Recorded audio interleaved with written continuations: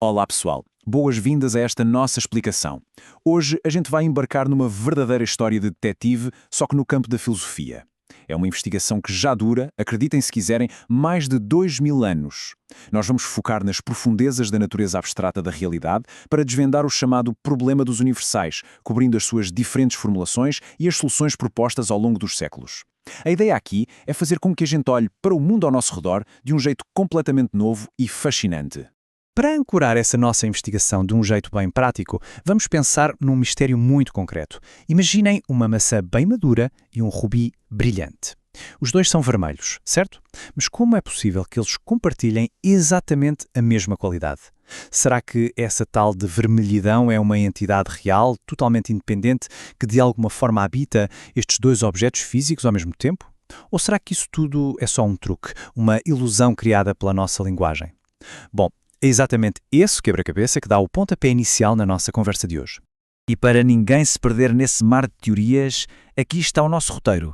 Vamos passar por o problema das coisas em comum, o realismo, o famoso argumento do terceiro homem, o nominalismo, a teoria dos tropos e, por fim, o verdito inacabado. Parte 1. O problema das coisas em comum. Identificando os suspeitos. Para começar a desvendar esse mistério, a grande questão é entender se as coisas em comum que a gente vê na natureza são, de fato, verdades físicas genuínas. Então, vamos definir o nosso principal suspeito de hoje, o universal. Na filosofia, um universal seria uma entidade que existe independentemente das nossas mentes, e a função dele é basicamente explicar por que indivíduos diferentes se parecem. O que torna essa ideia tão polêmica, tão controversa, é que, se a vermelhidão for mesmo um universal, ela precisa existir inteira em vários lugares diferentes ao mesmo exato tempo. Ou seja, ela tem que estar 100% na maçã e 100% no rubi, simultaneamente. É uma ideia poderosa, sem dúvida, mas desafia bastante a nossa física do dia a dia. Parte 2. Realismo, universais realmente existem. A primeira grande teoria. O interessante é que dentro do próprio campo que chamamos de realismo, existe uma divisão enorme sobre como a sistematicidade da natureza funciona. De um lado, a gente tem o realismo extremo, que é a visão do Platão. Ele propunha que os universais são formas perfeitas, abstratas, totalmente imateriais, que existem fora do nosso tempo e do nosso espaço. É como se fosse um reino à parte. Do outro lado, temos o realismo forte, muito associado a Aristóteles. Ele basicamente rejeita esse reino imaterial distante e puxa o universal para o mundo físico. Para ele, o universal da vermelhidão está ali, bem dentro da própria maçã. Então, ambos concordam que o universal é real, mas discordam drasticamente sobre o endereço de onde ele mora. Vamos para a parte 3, o argumento do terceiro homem, desmontando o realismo extremo de Platão. Como toda boa investigação, agora vem uma reviravolta genial na história. E a grande ironia aqui é que foi o próprio Platão quem levantou essa objeção devastadora contra sua própria teoria. Vamos acompanhar essa lógica passo a passo. Passo 1. A maçã tem cor porque ela participa da forma de vermelho. Até aí tudo bem. Passo 2. Para essa forma conseguir transferir a vermelhidão, ela própria precisa ser vermelha, certo? Mas aí a gente tropeça no desastroso passo 3. Se a forma de vermelho também é vermelha, o que explica a cor dela?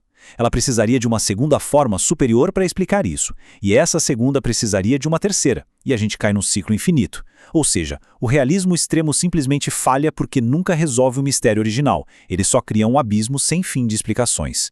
Parte 4. Nominalismo. Apenas indivíduos existem, rejeitando totalmente os universais. Com o realismo sofrendo esses duros golpes, a investigação passa para o lado completamente oposto, o nominalismo. Essa visão diz o seguinte: não existem universais, só existem objetos singulares e as palavras que usamos. Uma abordagem bem famosa aqui é o nominalismo de semelhança, que tenta explicar as propriedades das coisas simplesmente agrupando indivíduos em conjuntos distintos. Funciona mais ou menos assim. Se queremos explicar a característica de ter um coração, criamos o conjunto 1. Se queremos explicar ter um rim, criamos o conjunto 2. Mas tem um defeito fatal nessa lógica. Na biologia, toda criatura que tem coração também tem rim. E como um conjunto na matemática é definido puramente pelos seus membros, o conjunto 1 e o conjunto 2 se tornam exatamente idênticos. A teoria acaba fundindo falsamente duas propriedades biológicas totalmente diferentes em uma só. Loucura, não é? E não para por aí, o problema cresce ainda mais. Se a gente tentar agrupar as coisas apenas pela semelhança entre elas, o conjunto de coisas vermelhas vai obviamente incluir a nossa maçã vermelha e uma placa de pare. Mas por acidente ele pode acabar engolindo junto uma maçã verde. Por quê? Porque a maçã verde se parece demais com a vermelha na forma, na textura, no tipo botânico. Para tirar essa maçã verde intrusa do conjunto, a gente teria que usar a vermelhidão como filtro. Só que fazer isso é andar em círculos de forma implacável. Afinal, a teoria foi inventada justamente para explicar de onde vem a vermelhidão, sem ter que depender desse conceito logo de cara. Há também uma terceira via importante chamada de conceitualismo. Essa teoria tenta ser um meio-termo, sugerindo que essa ideia de coisas universais é meramente uma característica das nossas mentes, ou seja, está só nos nossos conceitos, não é uma realidade lá fora no mundo físico. Mas, na prática, essa é uma posição que balança demais. Porque se os nossos conceitos mentais precisam ser aplicados corretamente usando como base os traços físicos reais dos objetos, bom, o conceitualismo acaba inevitavelmente caindo de novo nas confusões do nominalismo ou volta correndo para o velho realismo que ele tentava evitar. Parte 5. Teoria dos tropos. Uma solução metafísica moderna. É justamente por causa das falhas de todas essas teorias anteriores que surge o suspeito mais moderno da nossa investigação, a teoria dos tropos. Mas afinal, o que é um tropo? Diferente de uma propriedade geral, um tropo é uma instância singular individual. É uma propriedade única que é tratada como se fosse um objeto individual. Para clarear as coisas, nessa teoria o azul brilhante do céu e o azul de uma camisa são coisas totalmente diferentes. Eles são indivíduos separados, são tropos distintos, que por uma mera obra do acaso se assemelham de forma perfeita. Não tem absolutamente nada compartilhado pairando sobre eles. E essa teoria traz um jeito brilhante de montar a realidade. Vamos pensar de novo na nossa maçã. Ela não é um objeto singular que carrega propriedades universais invisíveis. Na verdade, ela é um feixe, um verdadeiro pacotão de tropos. Ela é construída por um tropo individual de vermelho, agrupado com um tropo individual de formato de maçã, mais um tropo de doçura e um tropo de crocância. Objetos comuns são literalmente empilhados a partir desses traços individuais únicos, eliminando de vez qualquer necessidade de invocar aqueles universais misteriosos. Parece que resolvemos o caso, certo? A solução perfeita. Mas calma lá. As fontes mostram que a teoria dos tropos ainda guarda um calcanhar de Aquiles. Ela diz que essas instâncias singulares simplesmente se parecem, e ponto final. Ela trata essa semelhança qualitativa como um fato bruto da natureza, totalmente sem base ou explicação mais profunda. E é aí que mora o perigo.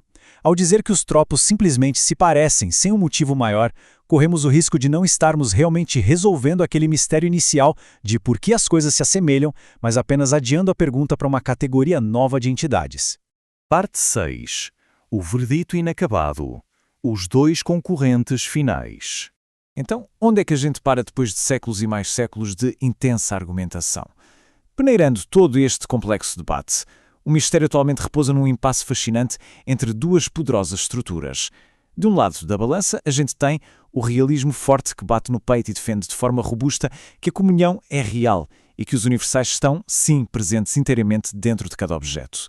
Do outro lado, a gente tem um moderno nominalismo de tropos, que constrói um universo incrivelmente detalhado onde os objetos são meros amontoados de instâncias de propriedades singulares que calham de se parecer umas com as outras. A nossa investigação guiada pelas fontes deixa a gente com esta última provocação profunda, daquelas para ficar pensando depois. Afinal de contas, essas coisas em comum que observamos na natureza o tempo todo, elas existem de verdade na estrutura fundacional do próprio universo?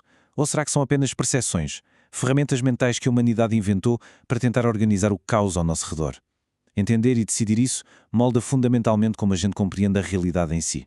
Agradeço a companhia de todo mundo nesta nossa explicação de hoje. Continuem sempre curiosos, questionando o mundo ao redor e até à próxima!